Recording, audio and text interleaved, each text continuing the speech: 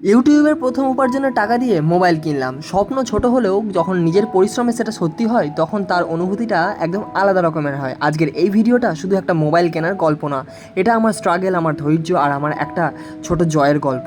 কিছুদিন আগেও আমি শুধুমাত্র ইউটিউবে ভিডিও দেখতাম, ভাবতাম কবে নিজের একটা চ্যানেল হবে, কবে নিজের ভিডিও মানুষে দেখবে, কিন্তু বাস্তবটা এত সহজ ছিল না। অনেক দিন ভিডিও বানিয়েছি কিন্তু ভিউজ আসেনি, অনেক রাত জেগেছি কিন্তু আমি রেজাল্ট পাইনি, অনেক সময় মনে হয়েছে ছেড়ে দিই, কিন্তু একটা জিনিস আমাকে থামতে দেয়নি, সেটা হচ্ছে নিজের ওপরে বিশ্বাস। কিন্তু বাস্তবটা এতটা সহজ ছিল না। অনেক দিন ভিডিও বানিয়েছি কিন্তু ভিউজ আসেনি, অনেক সময় মনে হয়েছে ছেড়ে দিই, কিন্তু একটা জিনিস আমাকে থামতে দেয়নি, নিজের ওপরে বিশ্বাস। তারপর একদিন ভিডিও হঠাৎ করেই ভাইরাল হয়ে গেল, ভিউ আসতে শুরু করলো, সাবস্ক্রাইবার বাড়তে লাগলো, আর সেই প্রথমবার আমার ইউটিউব থেকে চ্যানেলে টাকা আসতে শুরু করলো। টাকাটা খুব বেশি ছিল না, কিন্তু বিশ্বাস করো এই টাকাটার ভ্যালু আমার কাছে লাখ টাকার থেকেও অনেক বেশি ছিল। আর তখনই আমি একটা সিদ্ধান্ত নিলাম, এই প্রথম ইনকামের টাকা দিয়ে আমি একটা নতুন মোবাইল কিনবো, কারণ এই মোবাইলটাই হবে আমার সবচেয়ে বড় পরের স্টেপ আরও ভালো ভিডিও বানানোর জন্য। যখন দোকানে গিয়ে মোবাইলটা হাতে নিলাম, সত্যি বলছি হাত আমার কাঁপছিল, কারণ এটা শুধু একটা মোবাইল না, এটা আমার প্রথম পরিশ্রমের প্রথম ফল। আজকে আমি তোমাদের সাথে সেই জার্নিটা শেয়ার করব, কীভাবে শুরু করলাম, কতটা কঠিন ছিল, আর কীভাবে প্রথম টাকা ইনকাম করলাম। আর তুমিও যদি ইউটিউব চ্যানেল করতে চাও তাহলে অবশ্যই ইতিমধ্যে স্ট্রাগল করছো, তাহলে আজকের এই ভিডিওটা শুধুমাত্র তোমাদের জন্য।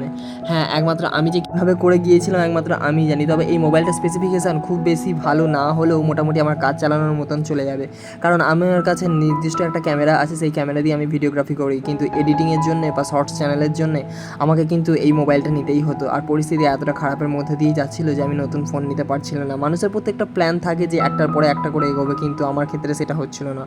প্রত্যেকটা প্রবলেম ফেস করার পর অবশেষে আমি মোবাইলটা নিয়ে নিলাম। যাই হোক, এইটার ক্যামেরার কথা যদি বলতে হয়, ক্যামেরা আছে পেছনের দিকে 50, সাথে 8, সাথে 2, আর সামনের দিকের আমার ক্যামেরা হচ্ছে 30। তো বন্ধুরা, এই ক্যামেরাটা আমার কাছে খুব ভালো, এবং এটাতে 1080-তে 60 fps ভিডিও করা যাবে এবং 4K-তে 30 fps ভিডিও করা যাবে। আর এর ব্যাটারির কথা যদি বলতে হয়, সেটা হচ্ছে ব্যাটারি 7000 mAh-এর। এছাড়া এর সমস্ত স্পেসিফিকেশান খুব ভালো আছে। আমার এটা হচ্ছে 8256। যাই হোক বন্ধুরা, এটার দাম নিয়েছিল হচ্ছে 24,000। তোমাদের ক্ষেত্রে এই ভিডিওটা কেমন লাগলো আর এটা কতটা সুন্দর, এবং এটা হচ্ছে ফাস্ট চার্জার, 90 ওয়াটের ফাস্ট চার্জার।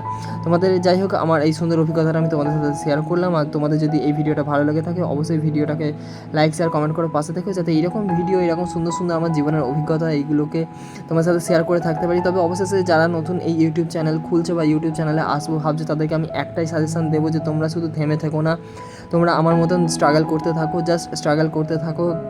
ওপরবেলা কাউকে ফেলে রেখে দেয় না, সবাইকে কিছু না কিছু দিক থেকে সুযোগ একদম ভগবান করেই দেয়। অবশেষে আমি এটাই বলবো যে দেখো, যার যেটাতে ট্যালেন্ট আছে সে সেই বিষয়ের উপরেই ভিডিও বানাও। আমার সব দিক থেকেই মোটামুটি ওপরবেলা ট্যালেন্ট দিয়েছে, আমি সব কিছু বিষয়ের উপরেই ভিডিওগ্রাফি করি, তোমরা দেখেছো। কখনো মেহেন্দি পড়ানো থেকে শুরু করে কখনো আবার হাতের কাজ ইত্যাদি জিনিসের সব কাজ করতে থাকি। যাই হোক, মোটামুটি ওপরবেলা দিয়েছে যখন, তখন আমি কাজগুলো করতে যাচ্ছি। যাই হোক বন্ধুরা, তোমাদের ভিডিওটা কেমন লাগলো অবশ্যই লাইক, শেয়ার, কমেন্ট করে পাশে থেকো।